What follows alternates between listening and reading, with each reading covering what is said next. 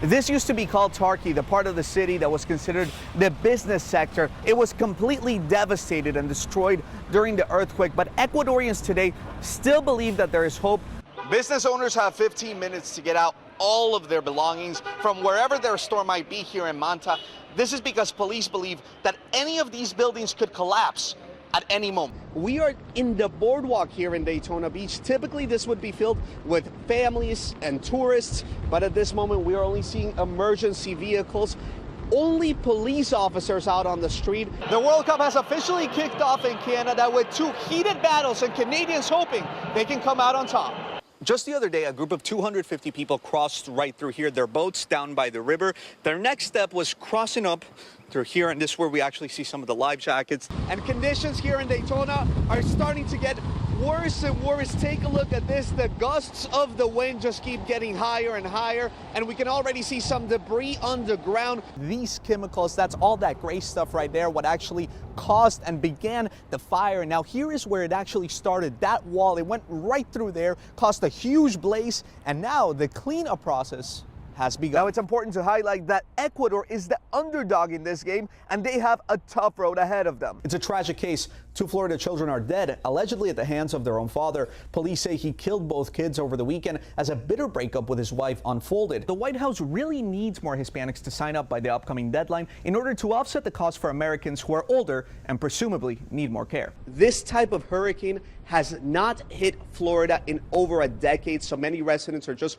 worried about their safety. The Florida governor said it best: things can be replaced, but your life cannot. Cristian Benavides, NBC News, Cocoa Beach, Florida. I'm a Florida kid, so he knows that I'm suffering out here. This is my first snowstorm, and it's definitely, coming down. It's cold out here, so if you don't have to be out, don't do it.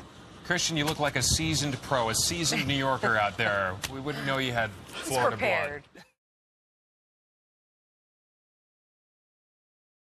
Agony in Ecuador tonight, days after a huge earthquake leveled homes and buildings. Right now, crews are in a race against time to find survivors still trapped under the rubble.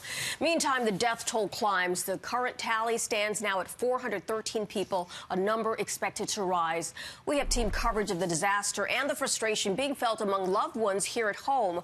We begin with Cristian Benavides from our sister network Telemundo in the disaster zone. That's right, and this bridge here in Guayaquil, the largest city in Ecuador, is just one of many structures that have collapsed. Many people, many residents tell me that when this happened, passerbyers rushed in to help, many of them not realizing that it was too little, too late. Today, parts of Ecuador seem post-apocalyptic, as if a bomb exploded. Entire cities are simply gone.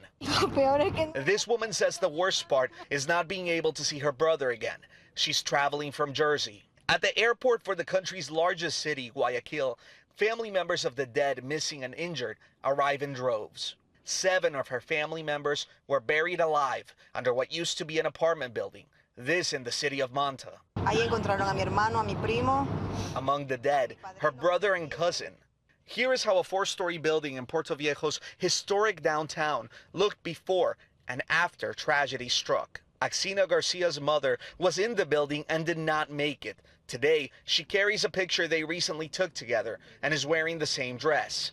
And I brought the same dress that I wore that night. To feel her alive. 3 of Jairo Canto's family members are still missing. He lost his father, whose body was crushed. He says he cannot think and isn't sure what he'll find once he finally arrives. President Rafael Correa visited Puerto Viejo. That is the capital of the province that has been most affected by all of this. This at the same time that the country is still under a state of emergency, and many more aftershocks have been felt since the quake hit. Cristian Benavides, NBC News, Guayaquil, Ecuador. FIFA fever is taking over in Canada, where the Women's World Cup is happening right now. NBC's Cristian Benavides has a recap of the very first day. The World Cup has officially kicked off in Canada with 2 heated battles, and Canadians hoping they can come out on top. It's called FIFA fever. and it has taken an entire country by storm, a nation where hopes are high.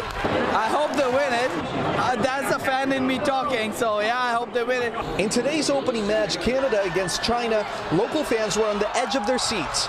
Canada took home the win after a last-minute penalty, with 2 more games left in the group stage. I think they're going to do awesome. They're ready, they're confident. Now it's just time to go out and play and give it your best. Older generations of soccer players hope the fact that the tournament is in Canada will inspire a future generation. It's incredible. I think the women's games finally arrived on the world stage. A tournament that for so many means more than winning. Well, it's going to be tough. I know I've watched them play live and they're good. I hope they don't lose, but we'll still have fun. We'll still have fun. But of course, it would be nice. So I hope my Canada wins and the flag of our country stays high. Now, Team USA kicks off on Tuesday against Australia. They are the favorites, along with Germany. We'll see what happens. Christian Benavides, NBC News, Vancouver. How did he get that assignment? I know, that's what I just said. I go, they sent him, why didn't we send someone? I would have went.